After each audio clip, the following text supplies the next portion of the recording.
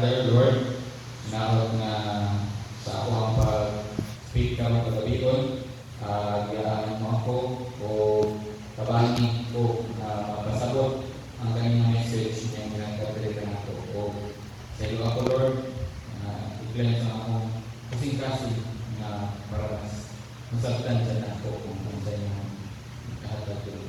Sa iyo ako, Lord, sa masabahan ko at Lord, pag-iring sa parents. Amen. Ang title sa ako ang sermon karong kagabion, the title kini ang mga inubsanon ng kasing-kasing maanyag sa paglantaw sa Ginoo. Para ninyo, Bisaya ako dito. Para ninyo, ang inyong pagka-inubsanon, kaya ba yun ninyo pilahutay sa inyong kagalingon, like daily living na to, kaya diba? Kaya kung kaya mo or kaya? Anong kamot? It means being today born to be humble. Yan po pag yun. It means naa today ay sa pagkatawanan ng Diyos nato, naawit ang moral pagka may pahitas at ang saya.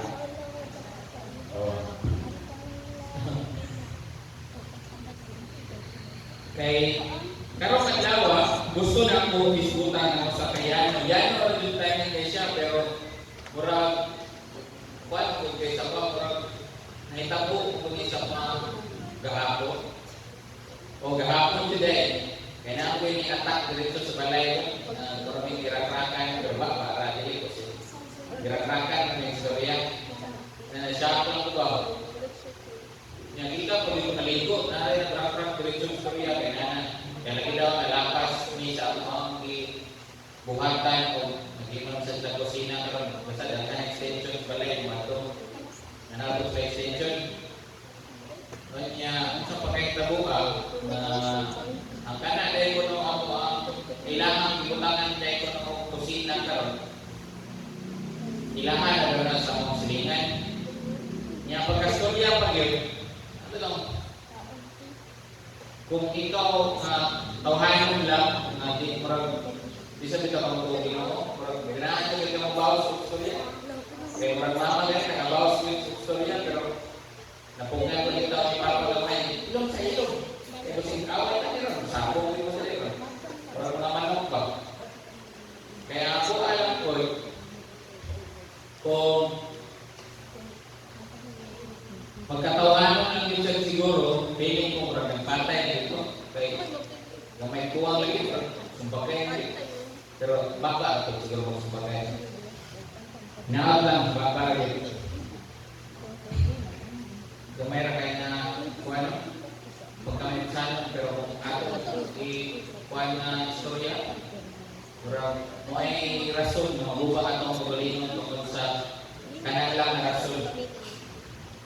Sa kalibutan ng daghang tao ang gusto mahimong malamposon, dato ilado o gamanan. Ug walay sayop, wag sayop na lang mahimong inanan. Ang sayop lang usay man gud kung ma-achieve na nato ng mga kuan, ng mga butang, mga bugiro ng mga mawala na yung pagka-medsan,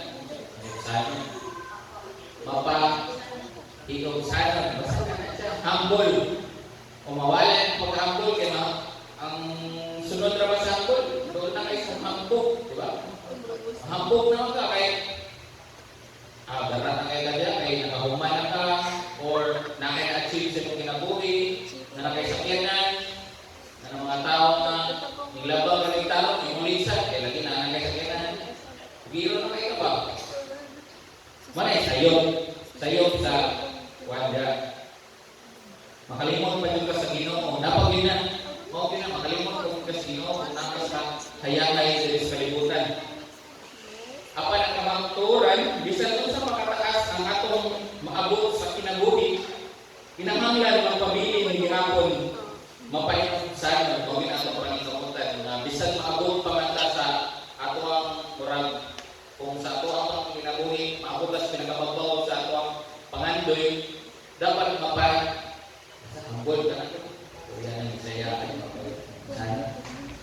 basta hambol kaya punta nga dili kita sobra sa ato ang pagka-unsa kita before kay mo lagi na mugara na mo pareha sa ato ako may ako sakyanan niya mabilis na ako diyan kay kundi mamangga na ng motor kay nasakyanan lagi daw.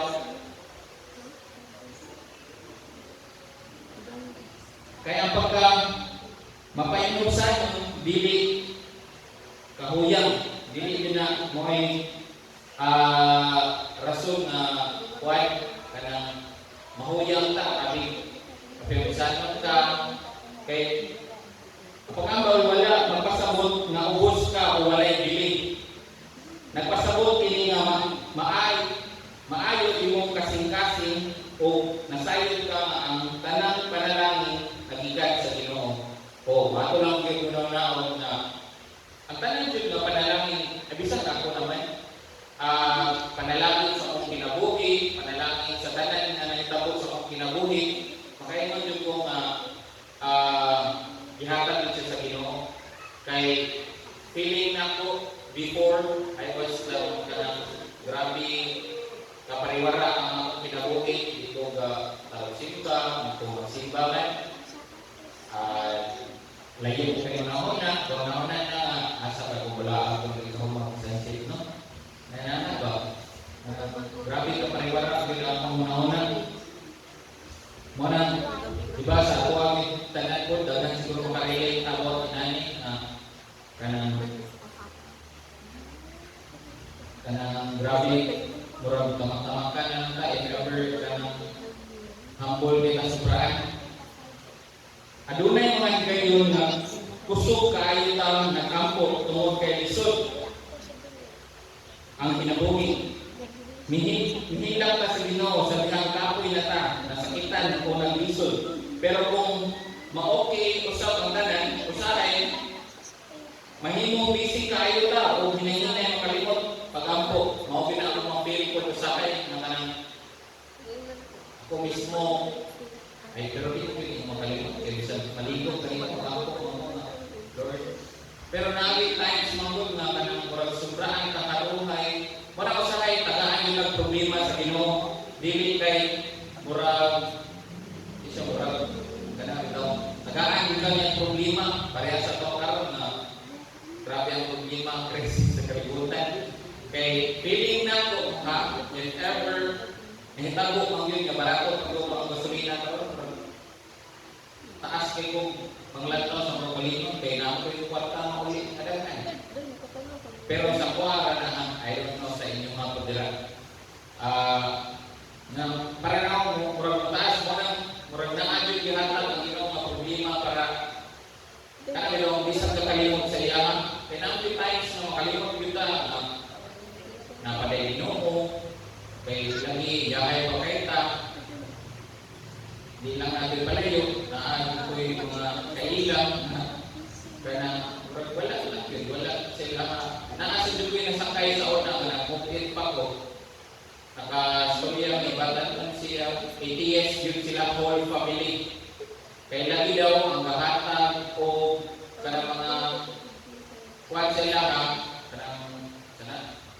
kwarta something sila yun mismo. Kung ikaw malikamot ka, mga kwarta ka, huwag silang muna manay Ginoo. Grabe lang pang muna. Huwag yun. Wala Ginoo. Pero kung if ever nasa sila problema, saan sa inyo? Kaya wala sila Ginoo na mubo, wala may nakastorya ang taas eh. Doon lang kayo bibiyahian. Eh kung nakuhan pa, kasi mas mutaas pa ang mga dapit. Kaya kung kita po, kabalo mo nga pipila sa labing husgan ng mga tao mauusap ang labing mapainubsan. Sila ang mga tao na kahibalo mo ingon o pasaylo ako. Kahibalo maminaw. Mutabang sa uban na dili makasigarbo o magpabiling buhutan bisan lisod ang kinabuhi.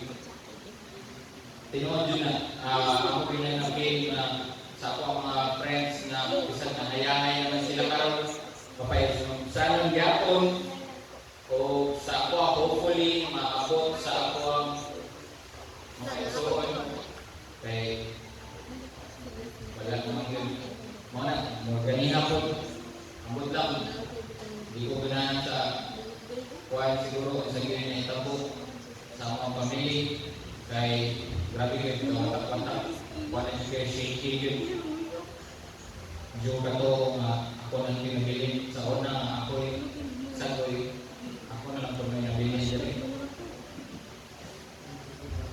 pero nanay ito kung pasaylo nila pero saan sila bisa ay ampong na lang apel mo dahil nila si Jesus mao ang labing maayong ehemplo sa pagka mapainubsan bisan pa man nga gamhanan siya wala siya nagpakitang taas gitabakan niya ang mga kabus